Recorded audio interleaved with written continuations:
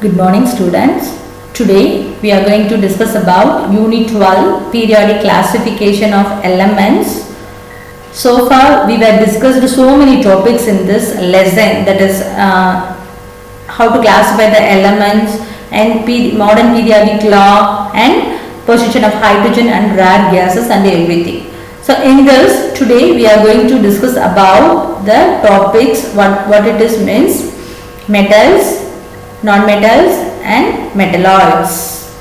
Okay, so metals, non-metals, metalloids, alloys and its advantages. These are the things we are going to discuss today. So already you know how to classify the elements into metals and non-metals based on its valency. Are you remembering? Yes, good. Elements which have valence electrons 1 or 2 or 3, they are called as metals. Good. Elements with valency 4, 5, 6, 7, they are called as non-metals. Okay. So now here we are going to discuss about the properties and the position of these elements in the periodic table. So let us discuss about metals and its properties. From 8th standard itself you are studied, already you are studied the properties of metals. What it is a lustrous, that is shiny character and a very good conductors of heat and electricity. All the metals have a high melting point and boiling point and a high density, that means it has heavy. Okay, so if you lift it, it has a heavy in the size. Okay, so and malleable and ductile, that means we can drawn into wires and beaten into a thin sheets. So malleable and ductile and usually solid at room temperature. Exception is mercury. You know mercury is a liquid, otherwise all other metals are solid at room temperature. So these are the properties of metals. And one more property, it is the opaque, that means we cannot see through the metals. That is, it is a fully covered one. We can't see any other things behind the metals. Okay, so these are the properties of metals. So an element, those have the characters of all these things, that is lustrous, good conductors of heat and electricity, high melting point, high density, malleable, ductile and solid and opaque. So an element have all these above properties, then it is called as a metals. Then it is called as a metals. So here we can list out some of the uses of metals. You see, so there are each and every day we have used all the substances that are made up of metals. Okay, so many metals we are used in daily life. For example, gold. So we are wearing a jewelry. It is one of the uses of metal. Okay, so these metals occupy a large area in the periodic table. Okay, so periodic table, you know, it has a 18 groups and 7 periods. In this what the elements should be present in the table, like metals eventually. First one, alkali metals. So lithium to francium. Okay, so lithium to francium, that is top to bottom in the periodic table. First group, that is alkali metals or they are metals. Second one, alkaline earth metals, that is beryllium to radium, top to bottom, beryllium to radium. All the elements should be present in the alkaline earth metal, that is second group, that is called as a metals. In transition metals, you know, group 3 to 12. Okay, in this group 3b to 2a, all other things are metals. And in p cloud, aluminium, gallium, indium, tellurium, Sn, Pp and bismuth. Okay, so these are all comes under the category of metals. Okay, tin, lead and bismuth. So these are the elements should be present in the periodic table are called as a metals. So majority of the elements should be a metals. Metals occupy a larger area in the periodic table. Kindly underline this one.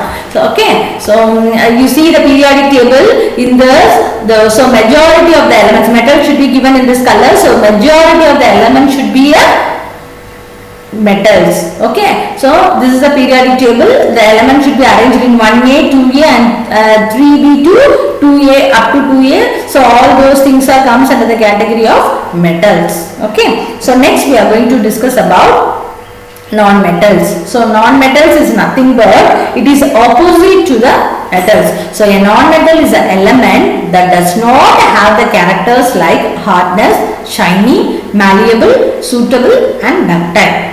Okay, a non-metal is an element that does not have the characters like hardness, shiny, malleable, suitable and that is malleable and ductile. Okay, so these are the characters of non-metals, and in other words a non-metal is an element that does not have the properties of metals. Okay, so elements those do not have the properties of metal, then it should be considered as a non-metals. So these are the examples of non-metals given in the periodic table. Okay, 1A hydrogen and 6A 4A, 5A, 6A, 7A and 8A. So these are the elements are considered to be as a non-metals. Okay, so all metals are arranged, all non-metals are arranged only in the P block. Okay, so far you have seen that some metals should be arranged in either P block, group 1, group 2,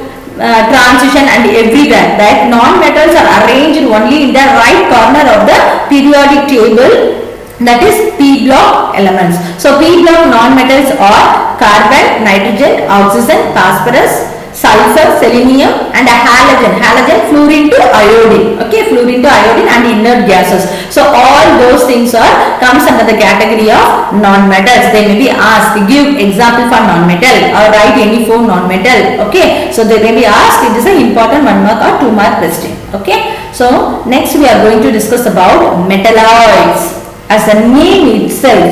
Okay, so elements which have the properties of metals and non-metals, they are called as metalloids. Again I repeat, elements which have the properties of both metals and non-metals are called as metalloids. Okay, some elements possesses both characters of metals and non-metals. For example here, boron, silicon, germanium, arsenic, antimony, tellurium and polonium. So these are the elements possesses both the characters of metals and non-metals, so they are known as metalloids. This is an important question. So 2 mark are that they may be asked to give example for metalloids. So with these metalloids can be useful in many ways. So silicon chips are produced so because of the metalloids characters only. Okay, so elements which have the properties of both metals and non-metals are called as metalloids. Okay, so next we are going to discuss about alloys. So alloys are nothing but it is a combination of metals, or metals can be combined with one or more other elements. Okay, so it's an important 2 mark question. So alloys is nothing but is a combination of metals or metals combined with one or more other elements. So sometimes we cannot use the metals directly because due to the corrosion or any other thing, so that we can convert it into alloy for the usage. For example here gold. So we are wearing gold jewelries for day-to-day use. If you are using the pure gold, it is not easy to use, it is easily breakable and the madri. So for that reason it should be combined with gold and copper and gold and silver. If you use gold and copper, it is called a red gold. Namely 22 karat 24 karat. So based on that copper mixing. Okay, so next thing, gold and silver, it is known as a white gold. Similarly silver combined with copper produces sterling silver. Okay, so metals can be combined with one or more other elements, then it is called as an alloy in a particular combination. Okay, so alloys, we can use alloys from more than 3500 BC itself. So at the time itself the people used it as alloy named bronze. So alloy is a old technique one. Making of alloy was quite old. So the majority of the metallic substance whatever we are used as alloys. Okay, so all alloys are the mixtures of 2 or more metals are formed by mixing molten metals thoroughly. So rarely non-metals also used with metals to produce alloys. Okay, so generally it is found that alloying produces making a metallic substance that is more useful than the original pure metal which it is made. Okay, so that means the alloys of the substances are more useful than the original. Already I told. So gold, pure gold நம்மளால use பண்ண முடியாது. But at the same time it should be if you mix it with copper or any other thing, we get a more usages. அதோட நம்ம நினைச்ச ஷேப்புக்கு அத நம்மளால கொண்டுட்டு வர முடியும். Okay, so alloying produces a metallic substance that has more useful properties than the original pure metals. Okay, so next we are going to discuss about the advantages of alloys. So alloys do not get corroded. So if you are using iron mattu use பண்ணோம் அப்படினு சொல்லி சொன்னோம்னா it easily undergo corrosion, but we can convert it into stainless steel or whatever it is, it do not get corroded. Okay, suppose அப்படியே corrode ஆனாலும் only very less amount. Okay, so the first point is alloy do not get corroded. Okay, the second thing, they are harder and stronger than pure metals. So the first point is does not get corroded, and the second one is it is harder and stronger than the pure metals. Example, gold. It is mixed with copper and makes it harder than the pure gold. விட இது கொஞ்சம் harder. Okay, the next third one is it has less conductance than the pure metals. So metals இருக்கும்போது it has high conducting. Okay, the character of the metal is it has a good conductor of heat and electricity, but while we convert it into alloy, it has a less conductance. They have a less conductance. Okay, so copper is a good conductor of heat and electricity, we all are known, but it should be converted into brass, and bronze are not a good conductors because it is a mixture of a copper, alloys of copper, brass and bronze, but they are not a good conductors. The next point is some alloys have lower melting point than the pure metals. Example, solder is an alloy of lead and tin.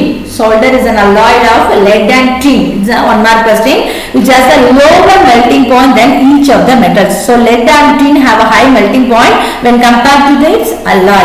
Okay, the last one is metal is alloyed with mercury, it is called as amalgam. So what is amalgam? It may be asking a 1 mark or 2 mark question. So metal is alloyed with mercury, it is called amalgam. Okay, so alloys do not get corroded. This is the first point. And the second one, it is harder and stronger than the pure metals, and they have a less conductance than the pure metals. Some alloys have lower melting point than pure metals, and metal is alloyed with mercury, it is called as amalgam. So these are the uses of advantages of alloys. Okay, so next we are going to recall what we are studying. Metals, non-metals and metalloids. Metals is nothing but it has a hard, shiny, malleable, fusible and ductile with good electrical and thermal conductivity. So all those things are if element have all those things, it is known as a metal. So there is one exception, except mercury, all other things are solids. Okay, non-metals, elements, those elements that does not have the properties of metals are called as non-metals. So metalloids is nothing but elements which have the properties of both metals and non-metals are called as metalloids. And we have discussed about alloys. So alloys are a mixture of 2 or more metals and are formed by mixing molten metals thoroughly. And we discussed about the advantages of alloys also. So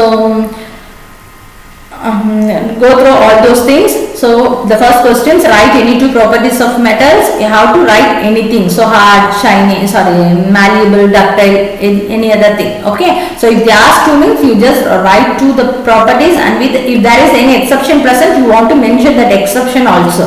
Okay, the second thing, give example for metals, non-metals and metalloids. In the periodic table itself, you know which one is metals, இதெல்லாம் non-metals and metalloids தெரியும். So you have to find out the metals and non-metals and give the examples. Okay, define alloy. So alloy is nothing but a mixture of 2 or more metals in a particular combination and found by the mixing molten metals thoroughly. Okay, list out the advantages of alloy. Just now we have discussed the advantages. Go through your content, study material. Meet you in the next session.